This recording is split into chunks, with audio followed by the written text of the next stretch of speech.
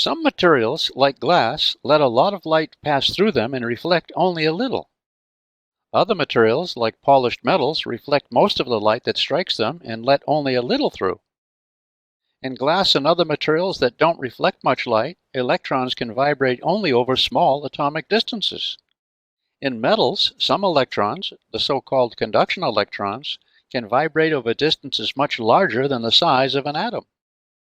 When light strikes glass head-on, with zero angle of incidence, about 4% is reflected and 96% transmitted. On a polished metal surface, it can be the other way around, with more than 90% reflected. The polished frying pan held by my dear friend Charlie Spiegel approaches 90% reflection. But never 100%. Find a surface that will reflect 100% of incoming light, patent it, and you'll find fame and fortune. Just how the different vibration properties of electrons leads to such different reflection properties is beyond the scope of our discussion here. The interesting thing, though, is that whether a lot is reflected or only a little, and no matter what the reflecting surface is made of, the light obeys the same simple law of reflection if the surface is smooth. The law of reflection is the angle of incidence equals the angle of reflection. The blue arrow represents a light ray. Instead of measuring the angles of incident and reflected rays from the reflecting surface, it's customary to measure angles from a line perpendicular to the plane of the reflecting surface.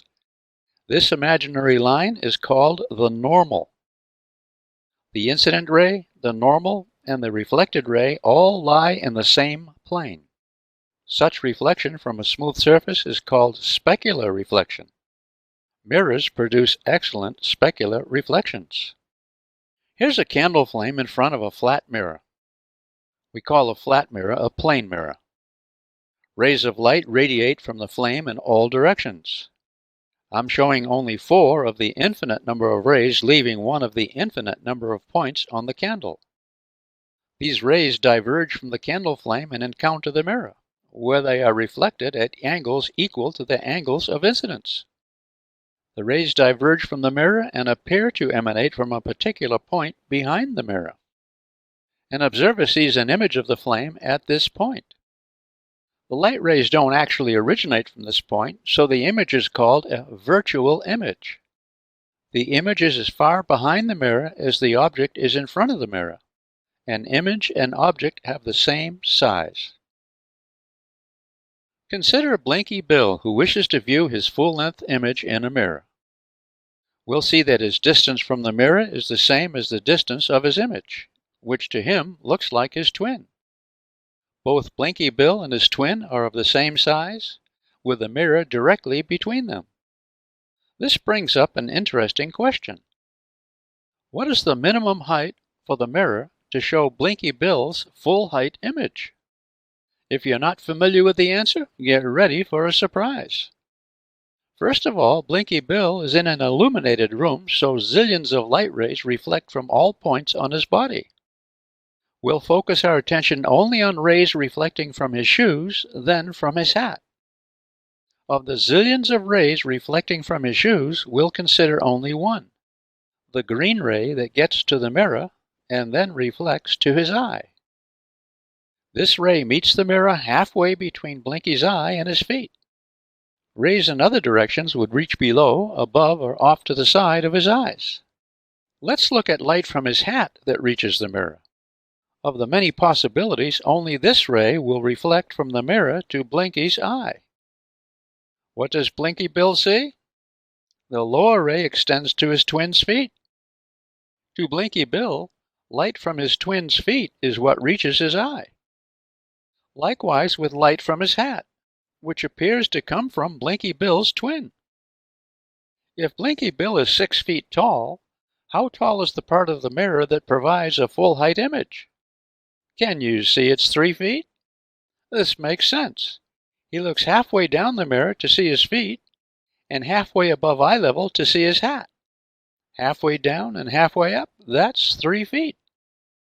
So you only need a mirror half your height to view a full-length image of yourself. Is this wild or not? Yum physics! Ask this question to your friends. Then ask this question. How does distance from the mirror affect the size of the mirror needed? When I ask these questions in class, I never give the answer on the same day. I'm a bit uncomfortable with this screencast, for I might not have your attention in a day or two. So I'm afraid the value of thinking on your own is somewhat diminished here. Yuck, not yum. So I won't cite the answer to the distance part of my question. Chat about this with your friends. If your friends say, "Who cares?" find new friends.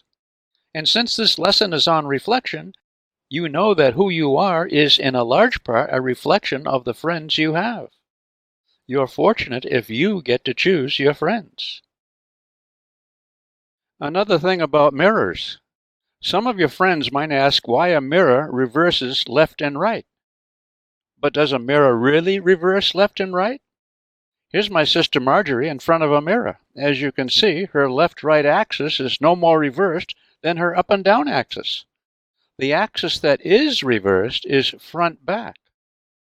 And note another thing. The color of her clothing in the mirror is the same.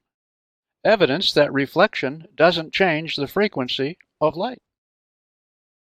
When a mirror is curved, the sizes and distances of object and image are no longer equal. I'll not discuss curved mirrors, except to say that the law of reflection, in a way, still applies. A curved mirror behaves as a succession of flat mirrors, each at a slightly different angular orientation. At each point, the angle of incidence is equal to the angle of reflection. Note that, for a curved mirror, unlike a plane mirror, the normals at different points on the surface are not parallel to one another.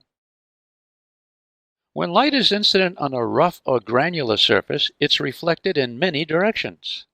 This is called diffuse reflection. If the smoothness of the surface is such that the distances between successive surface elevations are less than about 1/8 the wavelength of light, there is very little diffuse reflection and the surface is said to be polished. The wire mesh dish is very rough for light waves and so is hardly mirror-like. But for long wavelength radio waves, it is polished and therefore an excellent reflector. Reflection off the walls of your room is a good example of diffuse reflection. The light reflects back to the room but produces no mirror images.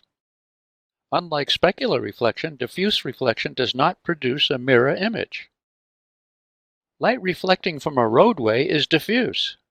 You wouldn't want the road to be so smooth it acts like a mirror, especially when driving at night. But when the road is wet, diffuse reflection is less, making the road more difficult to see. It's nice that most of our environment is seen by diffuse reflection.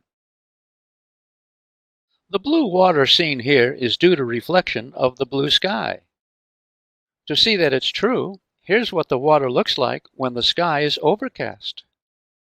Yum to the physics of reflection. I want to leave you with a question. If you look at yourself in a handheld mirror and want to see as much of your face as possible, in which of these three positions should you hold the mirror? A, B, or C? Or do all positions show the same amount of your face? Try it and see. Until next time, good energy.